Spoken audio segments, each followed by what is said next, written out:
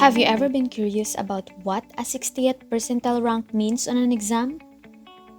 Does this mean you failed? Or maybe sometimes, while walking through your campus, you just wonder, how many students weigh lesser than me? Or maybe now you're at home, simply watching the television or scrolling through your phone, and this somehow made you wonder, what percentage of all of the social media influencers have more followers than my idol? This video will give us an idea on how we can answer those questions. And we will be needing the following: paper, pen, and the Z-table. Hello everyone, I am Jobel Mostoles and I will be your facilitator for this learning. Before we go through the topic, let me just ask you a simple question most people refuse to answer. What is your height? Please write it on a piece of paper that you have prepared earlier. Later on, we are going to use it. Suppose a normally distributed data was extracted from your class, composing of 40 students including you. Your teacher had computed the average height of the class as 150 centimeters with a standard deviation of 6 centimeters. Do you think we can use this data in order to know how many students are taller than you? Let's try to find out. This word search contains several words and phrases that is related to our topic. Can you find all of them? You can pause this video to search for the words. Afterwards, please try to describe or define those words.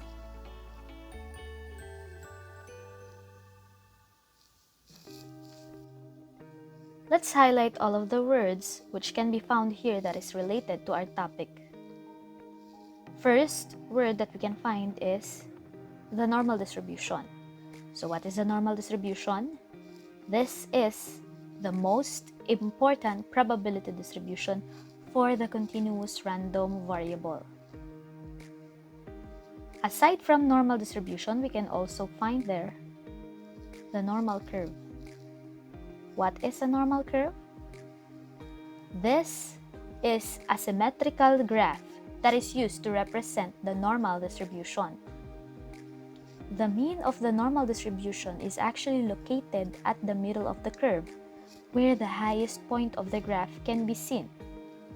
So if we are going to look here at this picture below, this is what a normal curve looks like. And as we can see, there is a broken line there at the middle, and that is the mean of the distribution. As we can observe, it is located at the middle, where the highest point of the graph can be seen. Another word is the standard normal curve. The standard normal curve is still a normal distribution having a mean of 0 and a standard deviation of 1. So this is what a standard normal curve looks like. So what is the difference between a standard normal curve and a normal curve? A normal curve can have any mean and any standard deviation. However, the standard normal curve can only have a mean of 0 and a standard deviation of 1. Another word is the Z-table. The Z-table provides the area covered between the mean and a certain Z-score. So let's say, for example, in this normal curve or standard normal curve, we want to find the area between the mean, which is 0, and the Z-score 2. We can actually find it out using the Z table. Next, we have the area, and next is the probability. Now, these two words here actually have similar definition in terms of the normal distribution. So let's try to find out what an area is. Area determines the probability of a random variable x falling into an interval. Therefore, when we say area, this is also the same as probability. The probability of a random variable falling into a certain interval. Now, the total area covered by our normal curve is 1. If it exceeds 1, then we cannot consider it as a normal curve.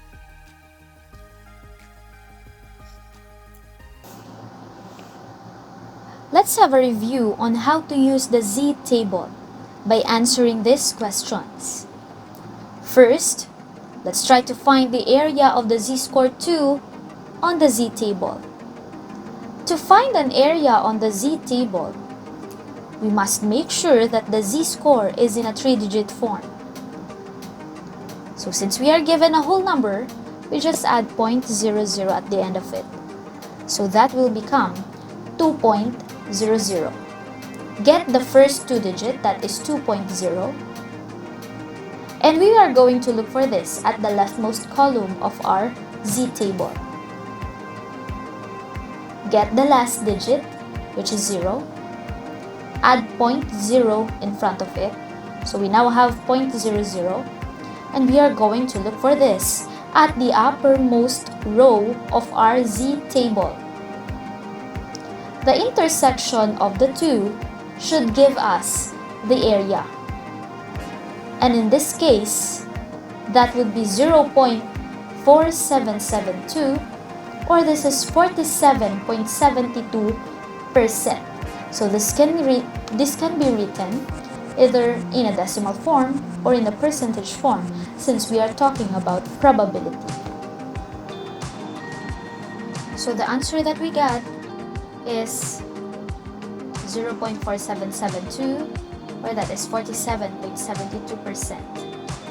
So we know that the Z table gives us the area between the mean and a certain z-score. But what if we encounter a problem like this? So what is the area below the z-score negative 1.58? We must remember that a negative z-score has the same area as a positive z-score, since the normal curve is symmetrical. The sign of the z-scores only tells us whether the data is below or above the mean. So first, we need to get the first 2 digit of this z-score, which is 1.5. Last digit is 8.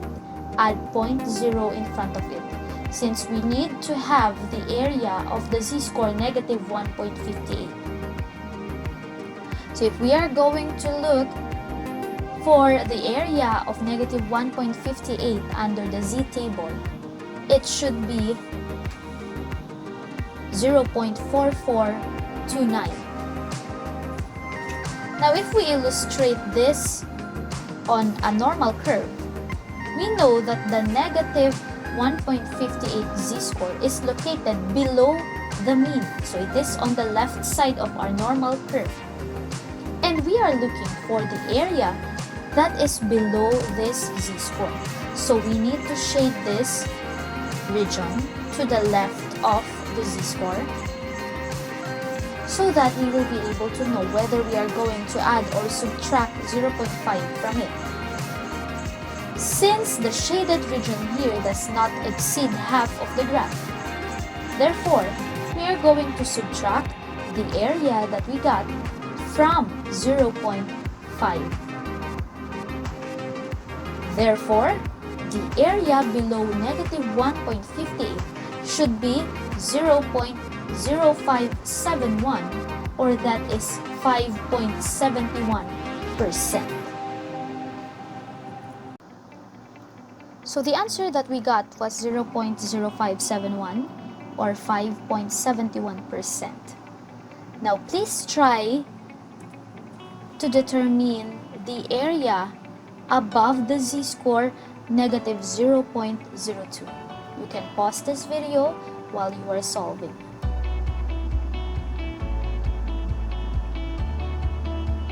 Okay, so the area that you should have gotten is 0.5080, or that is 50.80%.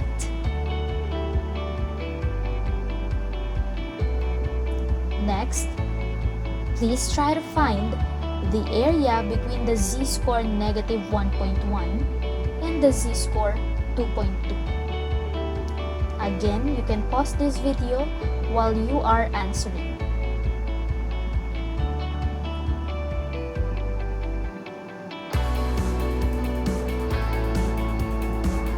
So the area between negative 1.1 and positive 2.2 .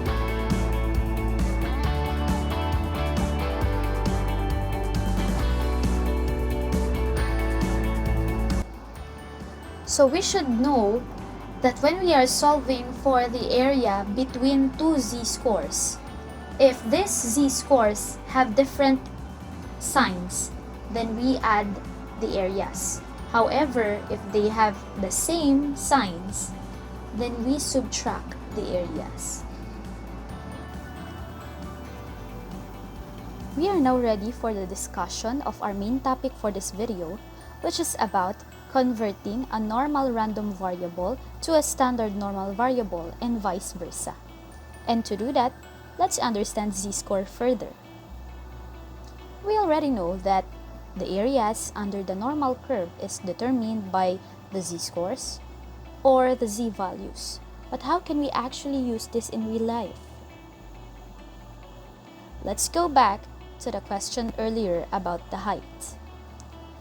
So we assumed that a normally distributed data has been extracted from your class composing of 40 students, including you, and the teacher had computed the average height as 150 centimeters with a standard deviation of 6 centimeters. The question was, can we actually use this data in order to know how many students are taller than you? The answer is yes. We can do that through standardizing the normal random variable. So to standardize a normal random variable, we simply convert a measurement to a z-score, or we simply locate this measurement under the normal curve, given the mean, which will be at the middle, and the standard deviation.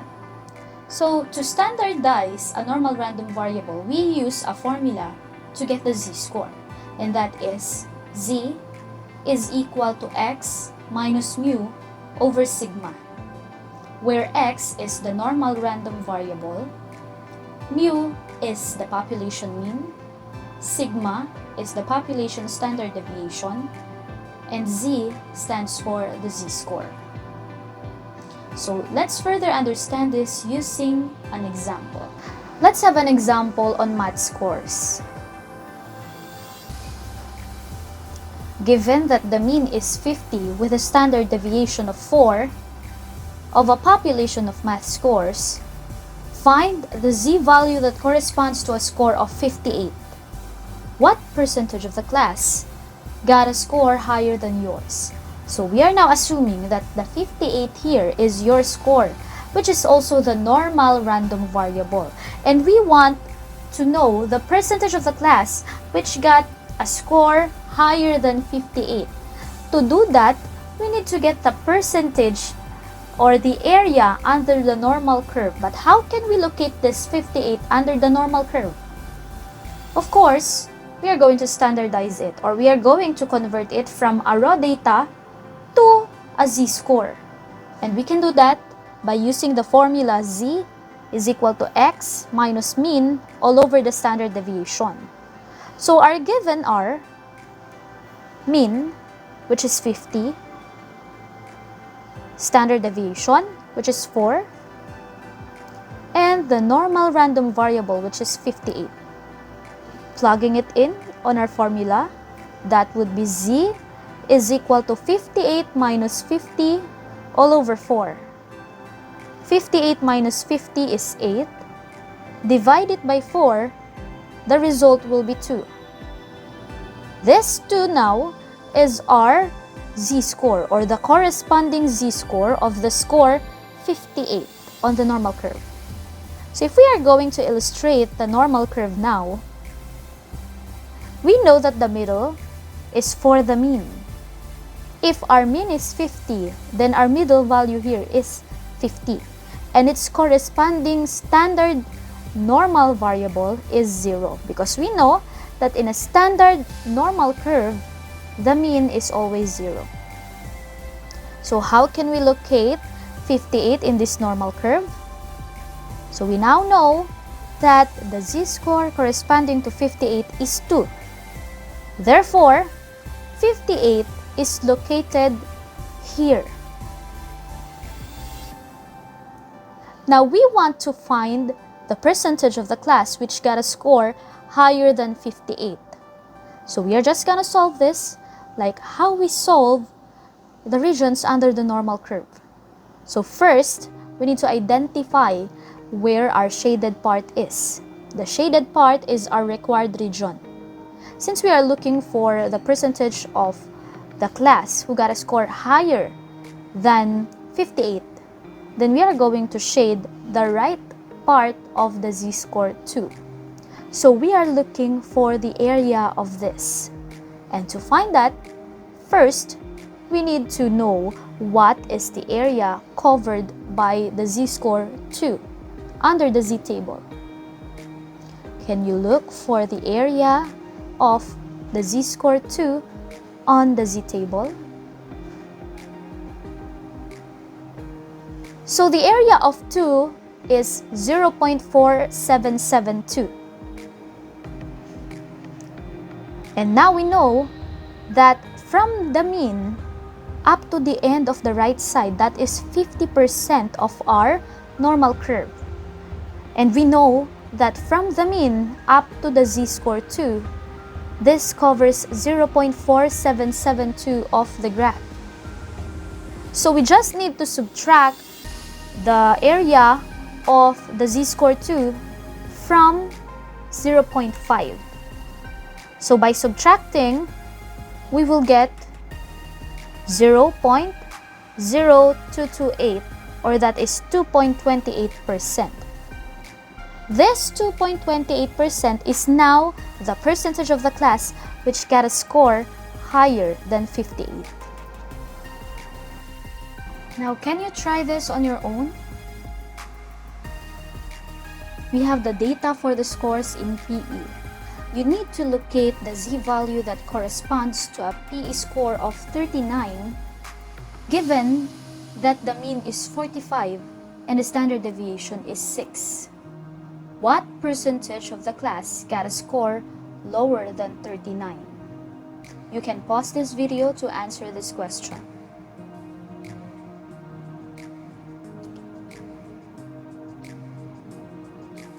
So what should be our answer here? So this should be 39 minus 45 all over 6. 39 minus 45 will be negative 6. Divided by 6, our z-score is negative 1. Located under the normal curve, it will be located at the left side of the mean. Now, we want to find out what percentage of the class got a score lower than 39. So we are going to shade the left part of the z-score negative 1.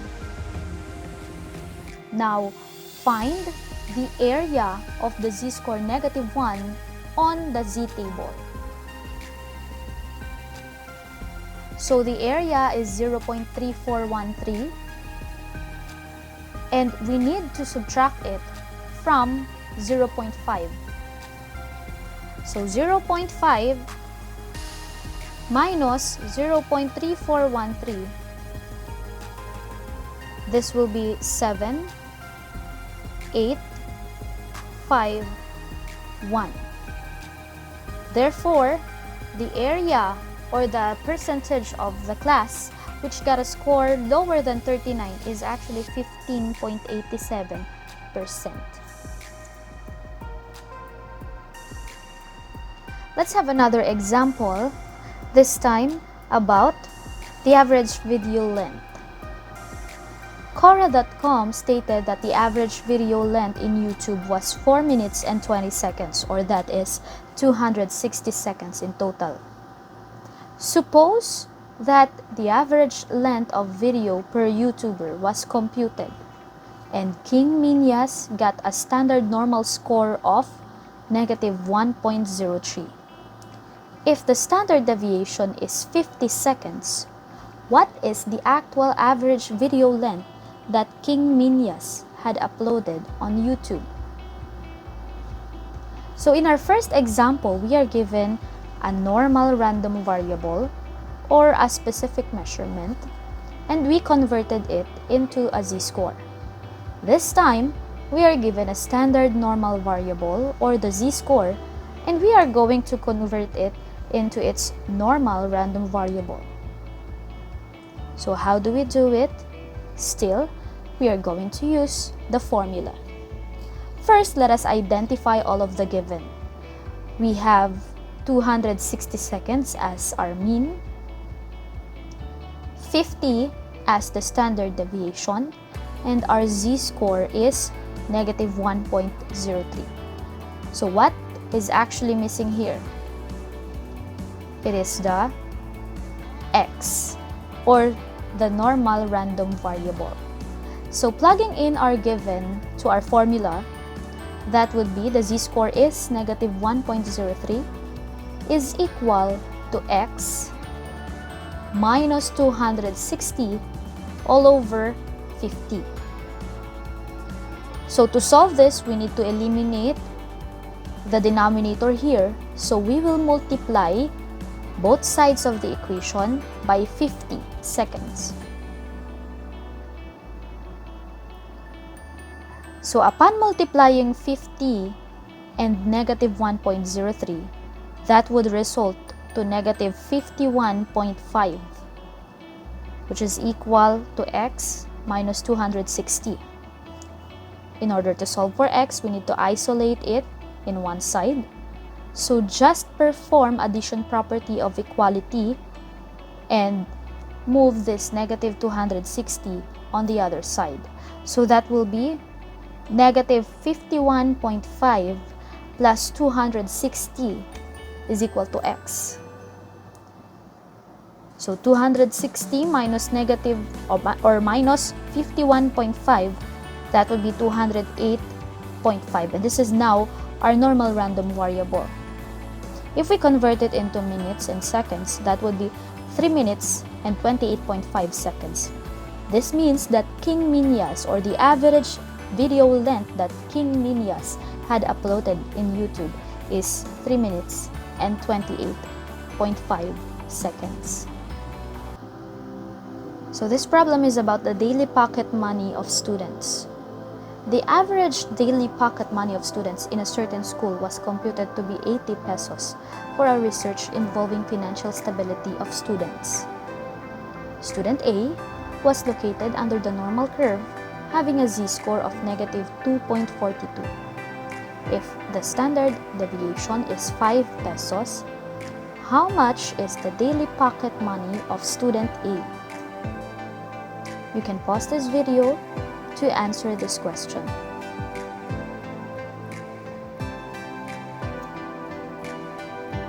So still we are going to use the formula for the z-score, which is z is equal to x minus mean over the standard deviation. And z here is given to be -2.42. Our mean is 80 pesos and the standard deviation is 5 pesos. So if we plug in our given to our formula, this will give us -2.42 is equal to x minus 80 all over 5. We need to eliminate the denominator here, so multiply both sides by 5.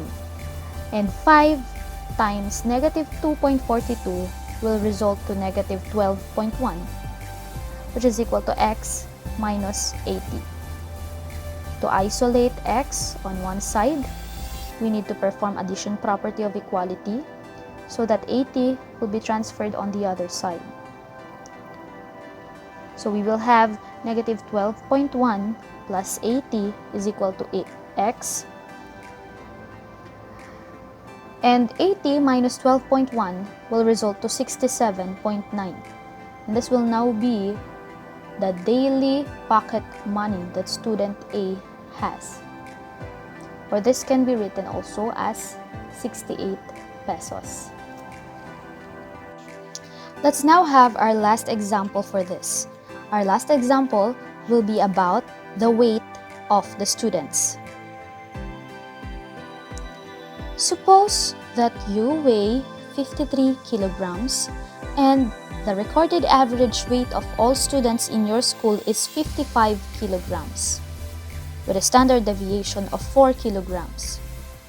If there are 1,200 students, how many students weigh lesser than you? In our previous examples, we are asked to convert a standard normal variable into the normal random variable and vice versa. We are also asked for the percentage or the area. But in this case, we are now asked for the actual number of students who weigh lesser than you. So still, to get that, we are going to use the formula z is equal to x minus mean all over the standard deviation. And here, we are given x as 53, the mean is 55, and standard deviation is 4. So if we are going to plug it in our formula, that would be 53 minus 55 all over 4. And 53 minus 55 is negative 2. So that will be negative 2 divided by 4. That will result to negative 0.5. This is now our z-score. We need to locate this under the normal curve, and if we locate it, it will be placed on the left side of the curve since we have a negative sign. So we want to find out the number of students who weigh lesser than you or lesser than 53 kilograms. So first, we need to look for the area to the left of the z-score negative 0.5. To look for the area of that, we need to have the area of the z-score 0.5 under the z-table.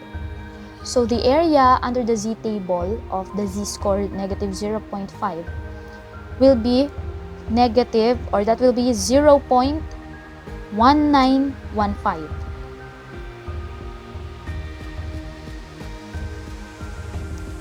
We know from the mean up to the leftmost side of our normal curve, the area there is 0.5 because it is half of our normal curve. And we know that from the mean up to the z-score 0.5 or negative 0.5, the area is 0.1915. So for us to get the area to the left of this z-score, we need to subtract this 0.1915 from 0.5, which is half of the graph.